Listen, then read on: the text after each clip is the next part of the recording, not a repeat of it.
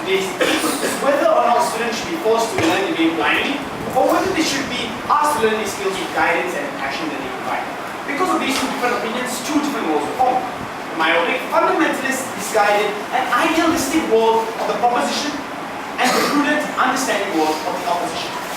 Now, let's move to the world of the proposition.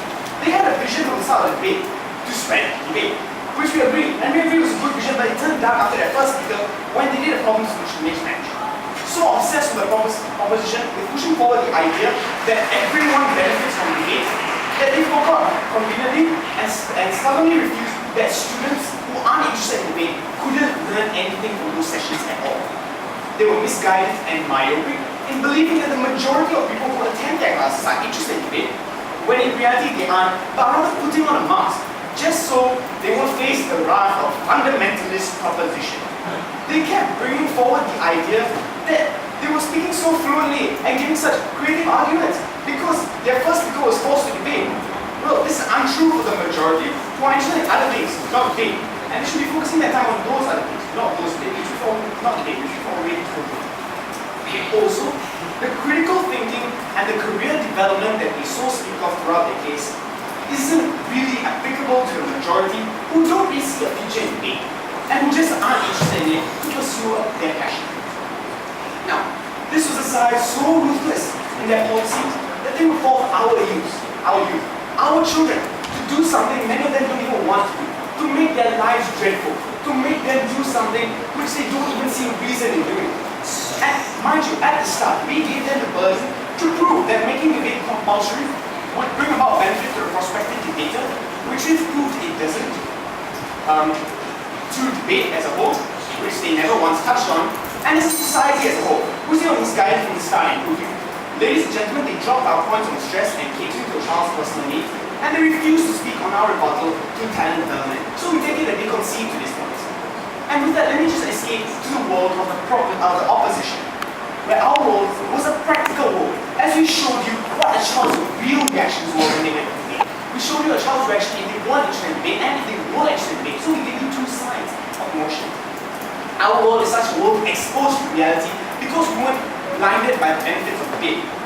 We take into concern the needs of a child, which is most important in the education system today, which they refuse to take into consideration. Ladies and gentlemen, our side allows all students to decide if they want to debate or not, to decide if they want the benefits that debate poses, which we all agree on.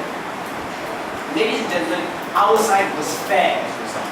Our side was better because we knew both sides. Ladies and gentlemen, because we recognize the spirit of debate, we think you should give this debate to us. Thank you.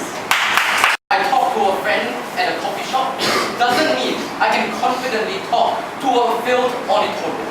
We've brought about constructive arguments that discuss the benefits of debate, yet they neglected and ignored many key points. Firstly, on creativity. Secondly, on quick thinking. Thirdly, understanding complex issues. Fourth, teamwork. And lastly, language. These all contribute to the fundamental aspect of debate, and the fact that they didn't deal with any of this show that there are actually tangible benefits of debate in the first place. The strongest principle they asserted right from the start, which they never actually logically proved, what was so important was that of the freedom of choice. We told them that the education system doesn't tailor the education system to the students' demands, but the students' needs.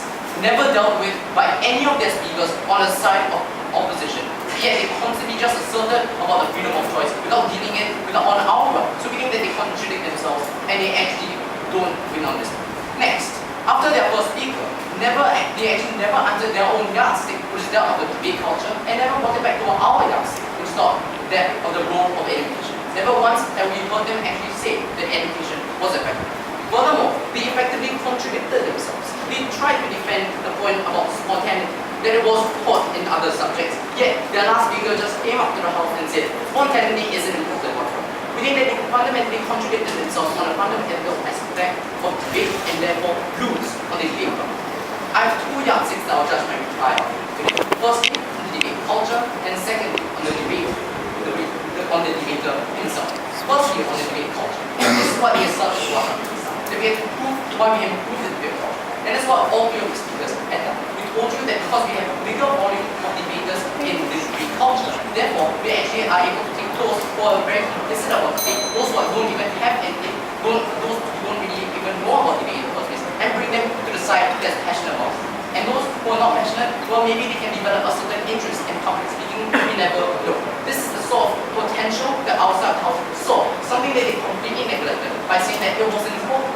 Next, we told you the reasons why even though there might be hatred towards debate, we think that this is something that actually helps the debate culture because it actually proves that debate culture is something intense, something that we want, because debate is supposed to be like this. Next, on the debater himself, we told you that the role of education is important in preparing these students for the working world. We told you about time management, about how they can manage their stress by allocating different periods of time towards different sectors of their life.